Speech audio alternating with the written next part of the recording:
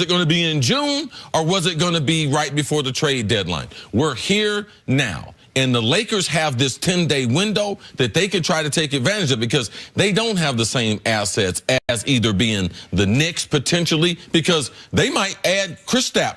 They might put Kristaps in there, and with that #1 pick, and the Celtics this summer. So right now is the best time for the Lakers to put their best offer, and it is everything that we have. Just give me my driver's license, so in case I need to fly. Did we go through this already, when the Lakers maybe didn't put enough out there for Paul George, didn't put enough out there for Kawhi Leonard, figured they would wait, and then ended up not getting either of them, assuming both of them would come? So they definitely didn't put enough out there for Paul George, assuming he would come. Now, I had been saying they didn't put enough out there for Kawhi. I got a little pushback saying, listen, it's not that we didn't put enough out there. It's that the Spurs were not trading him to the Lakers. Right, absolutely. And so they think that's an unfair characterization of their offer. But it definitely that is true. And in having conversations with people in the know, Popovich told Kawhi, because him and Kawhi still had a relationship, even though people didn't realize. He told Kawhi, I'm obligated to do what's best for the organization. I like you. I'm going to try to take care of you, but the organization is the #1 priority. And the Lakers and Spurs have been the two top teams prior to the Warriors' emergence in the Western Conference for the better part of 2 decades. You could argue for the better part of 2.5 decades. Well, at least with Paul George. But certainly with Paul George.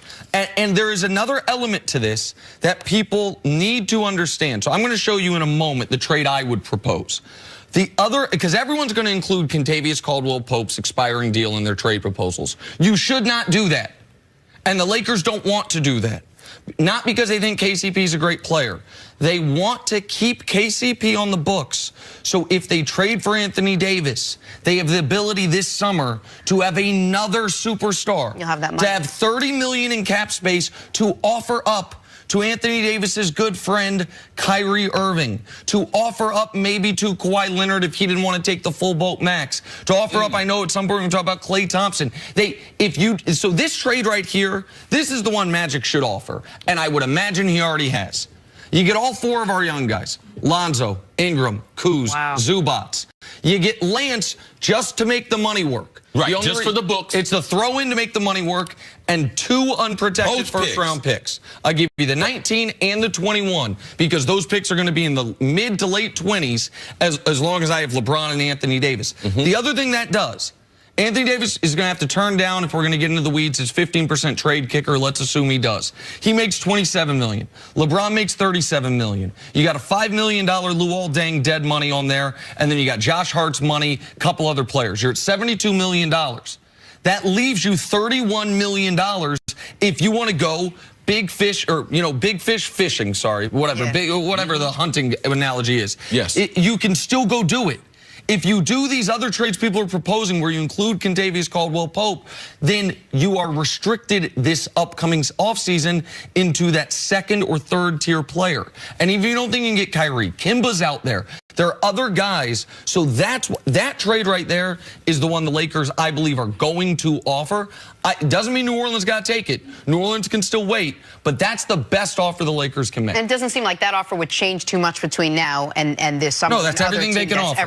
For the Lakers, that's everything they can offer. You mentioned Klay Thompson. There is a report, CC, that Klay Thompson would be interested. He's a free agent after the season, would be interested in joining the Lakers if the Brow joined the Lakers as well. What do you think about that?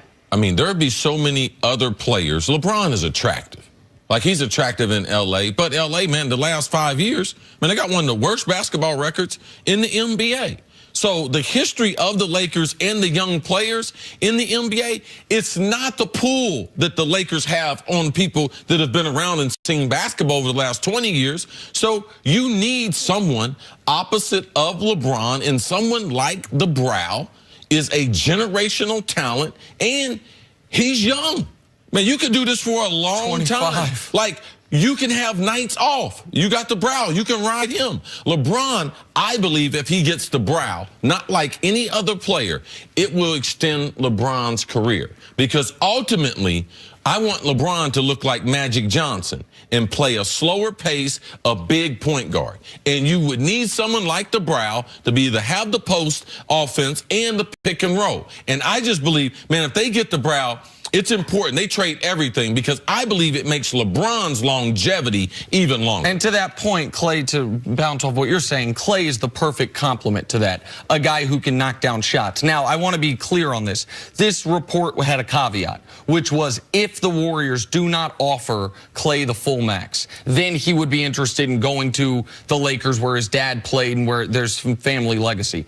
The Warriors would be categorically insane to not offer Clay the full max. They're about to move into a new arena in San Francisco where they can print money. Like, if they screw this up and they're worried, those billionaire owners they've got, about to have a billionaire row of celebrity fans in Silicon Valley, if they are worried about the luxury tax and don't offer Clay the full amount, they're nuts. But for the Lakers, it doesn't end with Clay. Oddly enough, it's all these K free agents. Clay, Kyrie, Kimba, Kawhi, maybe Kevin and Kevin Durant. That's a weird coincidence. But they will be after Kyrie Irving.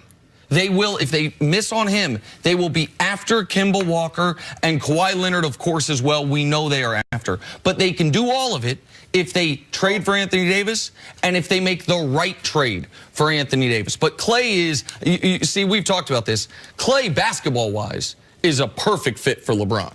Absolutely. I don't know that there's a better... Clay don't want to dribble, and LeBron will handle all that. Yeah, absolutely right. Clay doesn't need the ball in his hands. He'll take 5 dribbles a game and score 30 points. I can't believe the Warriors would risk, when they know they could lose Kevin Durant, would risk alienating Klay Thompson. What is saving the money for Draymond? Right. Steph's already got his contract, so I would be shocked if Clay actually comes available. If he does, yeah, he'll be the Lakers' target. All right, let's take a break. Lots to chew on there. Coming up.